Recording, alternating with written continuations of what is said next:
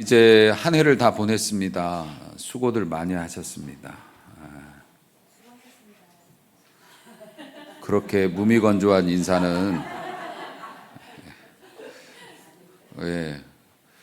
서로 옆에 모르는 분들일지라도 수고하셨습니다. 한번 합시다 우리 아무래도.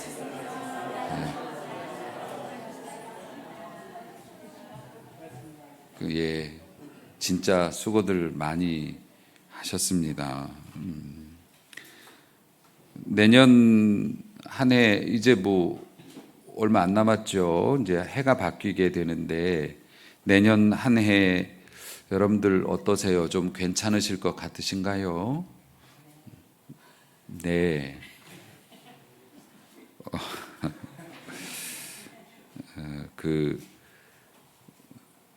내년 한 해에 대해서 사실 기대감이 있죠. 우리 믿는 사람들은 오늘 저녁에 좋은 말씀 하나님께서 내게 주시면 열심히 기도하고 그러면 하나님께서 올해도 감사했지만 내년에는 더 좋은 일을 주실 거다라는 기대감 있죠. 또 담대함도 있고요. 근데 사실 두려움도 있어요. 내년에도 올해처럼 건강할 수 있을까? 내년에 또 아무 일 없을까? 괜찮을까? 뭔 일이 있으면. 근데 여지까지 경험으로 보면 참 별일이 다 있는데 그동안에는 내가 잘 어쨌든 간에 해치고 넘어왔는데 새로운 또 어려움이 생기면 또 어떡하지? 이런 좀 막연한 두려움도 사실 있을 겁니다.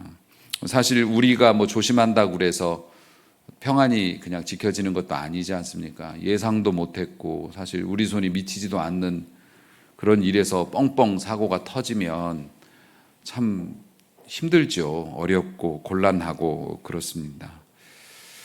그래서 그런 두려움도 있어요. 새해를 맞이하면서 그런 두려움도 사실은 있습니다. 잘 해낼 수 있을까? 이런 감정은 사실 나쁜 게 아닙니다. 우리들이 미래를 생각하면서 가지는 걱정과 이 두려움은 성경적인 감정이라고도 말할 수 있어요. 왜냐하면 하나님께서 지으신 인간이 가진 방어 본능이고 보호 본능이에요. 또 그런 것들이 없으면 우리가 온전하게 생존하기가 어렵죠. 두려움이 있어야 조심하거든요. 생존을 위한 안전장치이기도 하죠. 그리고 또 그런 감정은 사실은 죄가 아닙니다. 믿는 사람이 너무 슬퍼하고 그러는 거 아니야. 믿는 사람이 겁내고 그러는 거 아니야. 아니, 믿는 사람은 무슨 사람 아닙니까? 믿는 사람도 무서운 거 보면 무섭고 엄청난 일 앞에서는 두렵고 다 그러는 거죠. 문제는 이제 그 다음이 문제죠.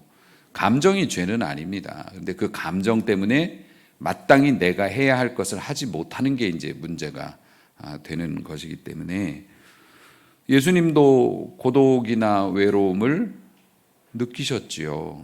제가 익히 말씀을 드렸습니다만 인간이시지만 또 하나님이시고 하나님이시지만 인간이셔서 인간의 감정을 고스란히 가지셨을 거예요. 그런데 그래서 예수님은 종종 외로움과 고독에 대해서 입 밖으로 말씀하시기도 하고 그랬습니다. 지금 우리가 요한복음을 쭉 살펴보고 왔는데 사도 요한은 예수님을 가장 가까이서 지켜본 제자 중에 한 사람이죠. 예수님하고 사촌지간이기도 했고 또 나이가 제일 어렸기 때문에 예수님하고 이렇게 가까이 할 수 있는 제자여서 그분의 마음을 가장 가까이서 이렇게 봤던 제자입니다. 그래서 특이하게도 요한복음에서 이제 예수님이 하신 말씀 중에서 혼자서 이런 단어들이 자주 나와요. 다른 데는 그렇게 안 하시는데, 그러니까 사도 요한이 봤을 때는 예수님이 참 외롭다, 혼자 뭔가를 자꾸 하신다, 이제 이런 것들은 이제 보였나 봅니다. 그래서 이제 그렇게 기록하기도 했습니다만은 사실 예수님 입장에서 보시면은 놀 사람이 없어서 너무 외로워, 이게 아니죠. 뭐 그런 건 아닌데, 왜냐하면 예수님 주변에는 항상 사람들이 많았어요. 제자들 기본적으로 있었고, 또 가족 관계도 원만했습니다. 형제들하고도 잘 지냈고, 주변에도 솔직히 예수님 같은 마음 성품 가지신 분이 무슨 뭐 어디 가서 싸웠겠습니까? 무슨 뭘 했겠습니까? 그저 다 인정받고 사랑받고 존경받는 분이셨겠지요. 주변에 항상 예수님 주변엔 사람이 많았어요. 그런데 예수님 입장에서 보실 때는 하나님의 나라에 대해서 자꾸 가르치고 싶지 않습니까? 예수님의 관심사는 그거예요. 하나님의 나라와 영원한 삶에 대해서 자꾸 모든 초점이 그건데, 예수님 곁에 있는 사람들은 초점이 달라요. 초점이 달라서 자꾸 나에게 무슨 이득이 될까, 또 앞으로 저 분을 따라가서 내가 어떤 좀 좋은 삶을 누릴까, 이런 것만 자꾸 생각하니까 예수님께서는 말씀을 하시면 하실수록 자꾸 곡해를 하는 거죠. 주변 사람들이. 그러니까 어떡합니까? 세상 사람들이 볼 때도 예수님을 이상한 사람 자꾸 취급을 하는 거예요. 왜 우리하고 같지가 않지? 왜 자꾸 잘 나가다가 엉뚱한 소리를 자꾸 하시지? 그러니까 예수님도 외로우신 거죠. 내 말을 알아듣는 사람이 없다. 주변에 이렇게 많은데 나의 진심을 알아주는 사람이 없다. 사실 그럼 외로운 거 아닌가요? 많은 친구들 가운데 같이 이렇게 지내도 내 진심을 알아주지 않고 자꾸 곡해를 하고 오해를 하고 이러면 여러 사람과 함께 있어도 외로운 건 사실이지요. 가족 속에서도 그렇고요. 그래서 하나님 아버지에 대해서 누구와도 공감할 수 없다는 그런 이제 외로움들이 있으셔서 답답할 거 아닙니까? 그렇죠. 답답도 이게 쌓이면 무거워져요. 그래서 온갖 문제를 일으키지요. 그래서 예수님은 가끔 그분의 사역이 절정에 있을 때, 혹은 많은 말씀을 증거하신 이후에 홀로 산으로 들어가셔서 기도하셨다, 이런 기록들이 자꾸 나옵니다. 오병이어의 기적, 뭐 찬란하죠. 엄청나죠. 대성공이죠. 그 기세를 몰면 총선에 나가도 뭐 마땅히 당선되죠. 그 순간에 예수님은 산으로 가셨어요.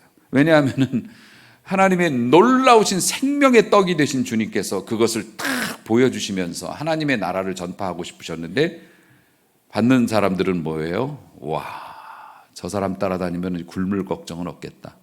이렇게 된다면 저 사람을 대통령으로 만들어가지고 우리가 먹고 사는 문제를 해결하자. 이런 식으로 달려드니까, 큰 기적을 행하실수록 더 공허하시니까 예수님은 그때마다 홀로 들어가셔서 이제 기도를 하셨죠. 그래서 하나님과 대화하시면서 육신적인 외로움이나 또 그 마음을 하나님의 위로와 평안으로 이제 맞바꿨던 겁니다. 인간이 가장 고독할 때는 죽음 앞이라고 합니다. 이제 사실 그것은 아무도 같이 해줄 수가 있는 게 아니기 때문에 그렇죠. 그래서 예수님께서 센치해지셨던 것 같습니다. 오늘 읽은 본문 말씀 보면 32절, 보라, 너희가 다 각각 제 곳으로, 그러니까 니들 가고 싶은 대로 다 흩어져 도망갈 거고 나를 혼자 둘 거다고 벌써 왔다. 사실 이 말씀이 잡히시기 1시간 전이래요. 1시간 후에 이제 그렇게 될 걸 아시니까 이제 너희들이 곧 다 도망갈 거야. 나를 외롭게 혼자 둘 그때가 왔다. 그런데 사실은 내가 혼자 있는 건 아니다. 아버지께서 나와 함께 계시거든. 뭐 제자들이야 이해를 당연히 못했겠지만 그러면서 말씀합니다. 그러니까 예수님은 자신이 혼자 될 거라는 걱정보다는 제자들이 걱정이 돼서 이 말씀을 하시는 거예요. 원망의 말씀이 아니에요. 니들 좀 있으면 도망갈 거야. 그런 말씀이 아니고, 너희들이 나를 혼자 두게 되는 상황이 된다. 근데 나는 혼자는 아니야. 하나님이 나와, 아버지가 나와 함께 하시거든. 근데 나는 니들이 걱정이야, 이거죠. 왜냐하면은 예수님은 자신이 홀로 남겨지는 것보다는 제자들의 상실감이 더 걱정되는 거예요. 제자들은 대충격이지요. 설마 했는데 예수님이 너무나 무력하게 잡혀가시고, 너무나 막 모욕과 멸시를 당하면서도 예수님이 입도 열지 않으시고, 그냥 그대로 그냥 죽어버린 거, 어린 양처럼 저항하지 않고 그 이후에 느끼는 제자들의 상실감이 얼마나 컸냐고요. 엠마오로 내려가는 두 제자가 그런 말 했다고요. 우리는 그분이 이 세상을 뒤집을 줄 알았다고. 그런데 그게 아니었다고. 그러면서 낙심에 빠지거든.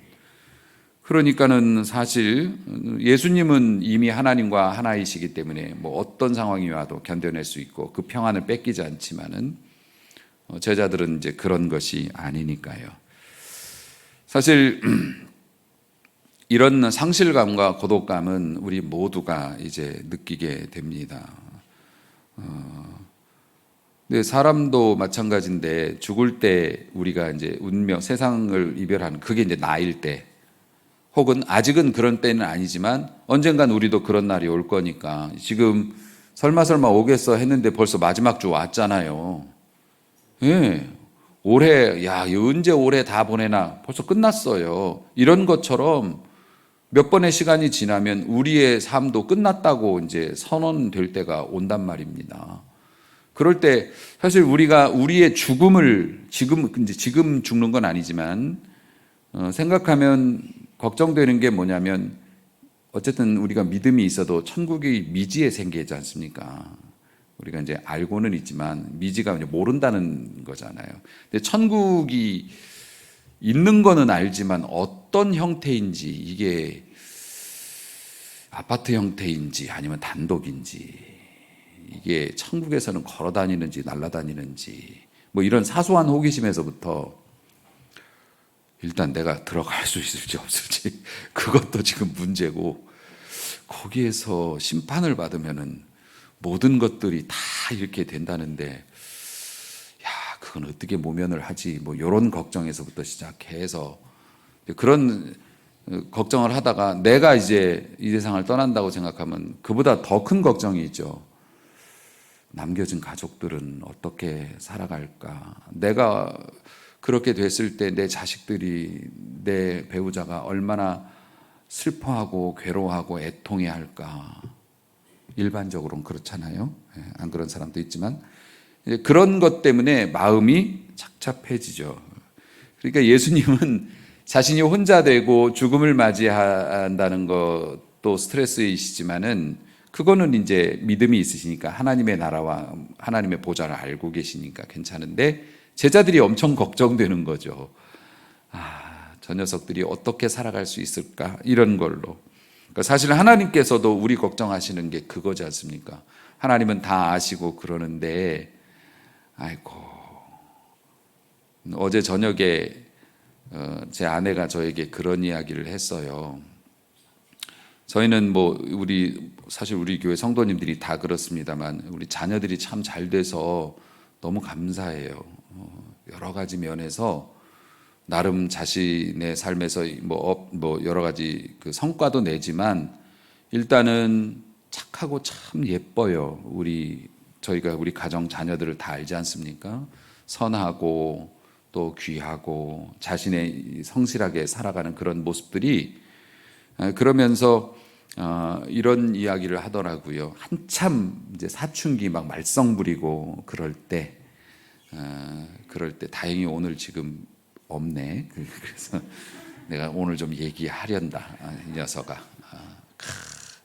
청소학원 보내면 안 간다고 막 그 속 뒤집어 놓고, 막 중학교 다닐 때 막 엄청 말썽 부리고 막 너무 속상하고 힘들어서 본당에 혼자 나가서 울면서 기도를 했다는 겁니다. 하나님 앞에. 하나님, 제가 돈을 많이 달라 했습니까? 아니면은 무슨 뭘 하기, 저는 아무것도 없습니다. 저는 아이들 뭐 잘 크는 거 우리 다 그런 기도 하지 않습니까? 그런데 이게 뭡니까 하나님? 그러면서 성도님들 섬기면서 평생 우리가 하나님만 바라보고 살아가는데 왜 아이가 이렇게 말썽을 부리고 속을 썩이고 막 그런데 감동을 주셨다는 거예요.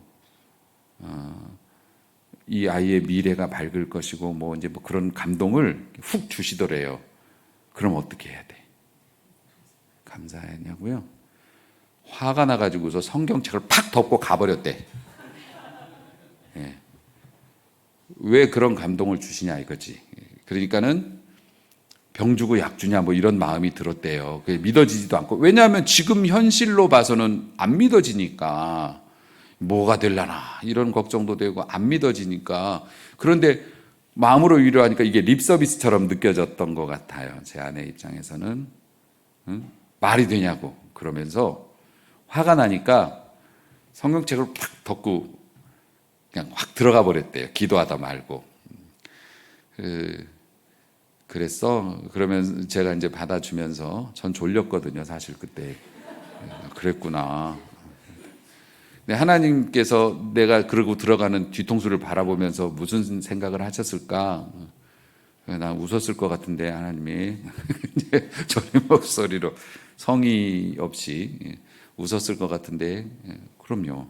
하나님께서는 저런 믿음 없는 저것을 그냥 확 이렇게 하시진 않죠. 우리의 연약함도 다 아시고 속마음 다 아시니까 그냥 웃으시죠. 그러면서 지금 하나님께서 우리 자녀들을 통해서 하시는 일들을 보면서 그때 성경책 획 덮고 들어간 게 너무 죄송해서 자꾸 마음에 걸린다고 하는데, 하나님 괜찮으시다니까 이제 그만 죄책감 가지시고 던진 사람도 있는데 뭐 덮는 거는 뭐. 그러니까 하나님께서는 그런 것들을 보면서도 웃으셨겠지만은, 용서하시고 웃으셨겠지만은 가슴 아파하시죠. 왜냐하면은 찬란한 미래가 있다는 걸 하나님은 아시고 계시지만 우리는 모르니까 그동안에 우리가 마음 졸이고 고생하고 막 두려워하고 방황하는 거, 그런 거 하나님께서 이렇게 아시니까 아유 잘 될 건데 그거를 이제 모르니까 저렇게 애달퍼하고 두려워하고 스트레스 받고 힘들어하는구나 이러면서 하나님께서도 마음이 아프신 거죠. 그러니까 주님이 그런 지금 상황이신 거예요, 제자들. 그러면서 말씀으로 선물을 주셨어요. 근데 그 전에 예수님께서 여러 가지 막 어려움이 오거나 아니면 큰 업적을 이루었거나 그때마다 홀로 하나님을 만나는 그런 기도 습관을 가지셨다고 말씀을 드렸는데, 여러분들도 그런 습관이 있으시기를 축복합니다. 왜냐하면 우리가 그리스도인들이 건강한 가정을 가지고 있고 또 좋은 교우들, 친구들도 있고 사회에서 여러분들이 원만하게 잘 지내시지만, 그래도 따로 홀로 하나님을 만나는 습관을 가지지 않으면 어려움이 있을 때 실족하기가 쉬워요. 기도와 말씀을 나누는 시간, 지금 이 시간도 마찬가지예요. 꼭 혼자 뭐 어디 가서 막 기도하고 그런 것보다는 지금도 여러분이 구별했지 않습니까? 이 시간과 장소를 세상과 구별해서 이렇게 드리는 거고, 송구영신 예배나 교회에서 여러 프로그램을 하는 이유가 그거거든요. 꼭 뭐 기도하는 자리가 아니어도 따로 하나님께 드리는 시간들, 이런 것들이 있을 때 주파수가 맞는 겁니다, 우리 하나님과. 그래서 우리가 두려움이 있을 때 하나님께서 즉각 우리에게 평안을, 두려움이 쾅 하고 맞은 다음에 쓰러지지 않도록 붙잡아 주시는 거죠. 평안으로 붙잡아 주시는 거예요. 알 수 없는 평안이 밀려오는 거죠. 그래서 우리를 넘어지지 않게 붙잡아 주시는 거죠. 그래서 그리스도인은 평소의 경건 생활이 그만큼 중요하다고 하는 겁니다. 오늘 송구영신 예배 꼭 나오세요. 그래서 주님께서 제자들에게 이렇게 말씀하셨죠. 이런 것들을 너희에게 일러주는 이유는 너희가 내 안에서 평안을 누리게 하려고 이렇게 한다 하면서, 세상에서는 너희가 환난을 당한다. 지금도 어렵게 살았고 앞으로도 어렵게 살 수도 있다. 마치 올 한 해를 진짜 엄청 열심히 살아서 힘들게, 그리고 이제 새 출발을 다짐하면서도 뭐 새로운 한 해가 감사하긴 하지만 또 어떻게 지내보냐, 또 어떻게 안 쓰러지고 어떻게 이걸 다 지키면서 살아갈까 걱정하는 우리에게 주시는 말씀과 비슷해요. 제자들은 예수님과 함께 고생했고 또 이제 예수님이 떠나가시고 성령이 오시면 그 뒤에 또 이제 복음을 전하기 위해서 애를 쓸 거니까, 그런 우리에게 또 제자들에게 말씀을 주십니다. 너희가 환난을 당하겠지만 담대하라, 걱정하지 말아라. 내가 세상을 이기었노라. 아멘. 주님께서 세상을 이기셨기 때문에 다 주님 손 안에 있다는 것을 잊지 마시기를 주의 이름으로 축복합니다. 그 외유내강이라는 말이 있지 않습니까? 겉으로는 이렇게 부드러운데 그 속 사람은 강건한 것. 그것이 우리 믿는 사람들의 모습이죠. 예수님의 모습이기도 해요. 예수님은 늘 그렇게 부드럽게 사셨지만 진리 앞에서는, 또 불의 앞에서는 말도 못하게 강한 힘을, 또 강한 의지를 보여주셨죠. 지금도 주님께서 그렇게 말씀하시는 이유가 뭡니까? 너희들이 내 안에 있으면, 이라는 게 나의 삶을 본받는다면 너희들도 그렇게 세상을 승리하면서 살아갈 수 있으니까. 그러니까 지금 다시 한번 잘 생각을 해보셔야 합니다. 하나님께서 혹은 주님께서 우리에게 승리의 비결을 가르쳐 주실 때마다 한결같이 하시는 말씀이 있습니다. 이거 되게 중요합니다. 내가 이렇게 비결을 가르쳐 줄 테니까 너희들이 가서 쳐부셔 싸워라. 아니요. 싸움은 내가 하니 너희는 내 안에 있어라예요. 예. 목사님 그러면 저 내일부터 출근 안 해요. 아니요. 그런 거 말고 돌팔매는 휘둘러야지. 예. 돌팔매는 휘둘러야죠. 하지만 그 돌이 맞고 안 맞고를 결정하신 분은 하나님이시지 않습니까? 그러니까 우리는 어디서 포기를 하냐면, 야, 이 돌팔매 갖고 저 골리앗을 죽일 수가 있겠냐고. 최신 무기 없나? 우리는 그것 때문에 뒤로 물러나지만 하나님께서는 돌팔매가 아니라 정말 딱밤 하나로도 저거 잡을 수 있다. 내 안에 있어라. 라고 하나님은 늘 그렇게 말씀하시니까. 그러니까 여러분, 내년도 여러분들이 두려움 없이 승리할 수 있는 비결은 뭐냐면, 내가 완벽한 엄마가 돼야지, 내가 완벽한 아빠가 돼서 애들을 꽉 잡아야지. 아니요. 우리는 완벽하지 못하고 완벽할 수도 없습니다. 내가 실수하지 말아야지. 아니요. 우리는 실수합니다. 우리가 완벽해서 실수를 안 해서 우리가 승리하는 게 아니죠. 우리는 연약하지만 우리가 주 안에 있겠다고 할 때 주께서 그 모든 것들을 통해서 역사를 만들어내시죠. 할렐루야. 사랑하는 성도 여러분, 내가 너와 함께 하니까, 하나님이 나와 함께 계셔서 내가 평안한 것처럼 너희가 나와 함께 하면 너희도 평안할 수 있다. 그러니까 두려워하지 말고 뭐라고 하냐면, 하나님을 믿고 나를 믿으라. 이렇게 말씀을 하시는 겁니다. 사랑하는 성도 여러분, 우리 성가대에는 에베네셀의 하나님을 찬양했습니다. 에베네셀의 하나님이 어떤 뜻인가요? 여기까지 함께 하신 하나님. 우리가 어떤 처지에 있든지 그곳에는 늘 하나님이 함께 하셨죠. 우리가 어떤 곳으로 가든지 하나님은 앞으로도 함께 해주실 겁니다. 그런데 그 에베네셀의 하나님과 비슷한 별명이 또 하나 있습니다. 처녀가 잉태하여 아들을 낳았는데 그 이름을 임마누엘이라 하리라. 임마누엘은 뭡니까? 하나님이 나와 함께 하신다. 하나님이 함께 하신다. 사랑하는 성도 여러분, 우리가 예수님 믿는다는 것은 예수님이 우리와 항상 함께 계신다는 것을 믿는 거예요. 거기에서 모든 신자의 귀한 삶이 나옵니다. 사실 예수님이 회사 사장님처럼 어디 출장 가고 뭐 우리 눈에 보였다 안 보였다 하고 막 그러면 우리가 일정하게 신앙생활 하기가 어렵죠.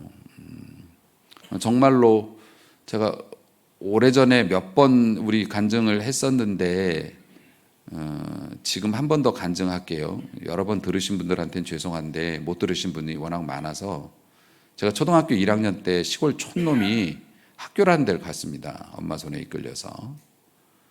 학교를 딱 갔는데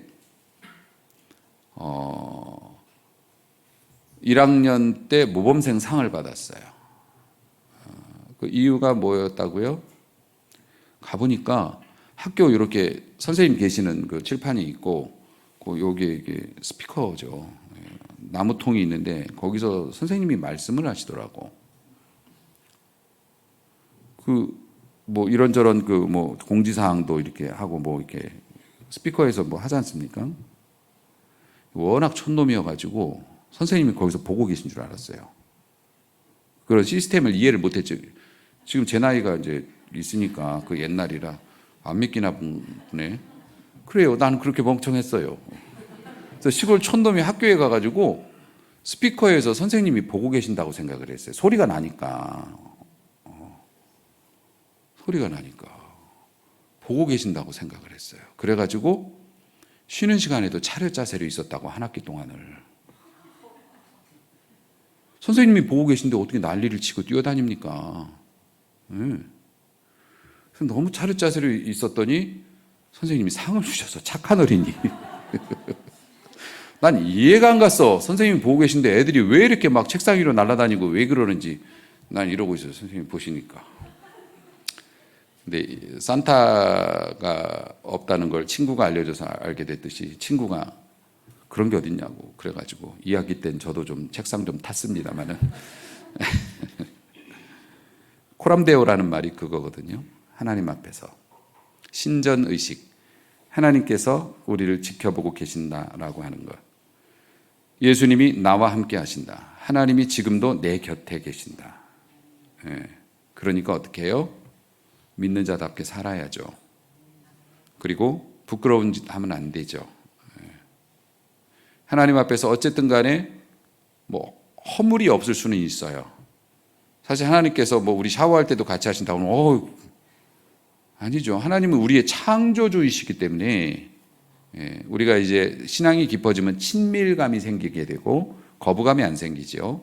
하나님께서 나와 함께 하시기 때문에 어쨌든 실수할 수도 있고 우리가 추한 모습 보일 수도 있지만 그래도 우리 하나님 생각해서 우리 주님 생각해서 내가 한 번 더 참고 우리 주님 생각해서 아깝지만 좀 내어놓고 주님 생각해서 하나님이 보고 계시니까 그래서 내가 좀 담대하게 저요 한번 하고 이렇게 살아가는 것.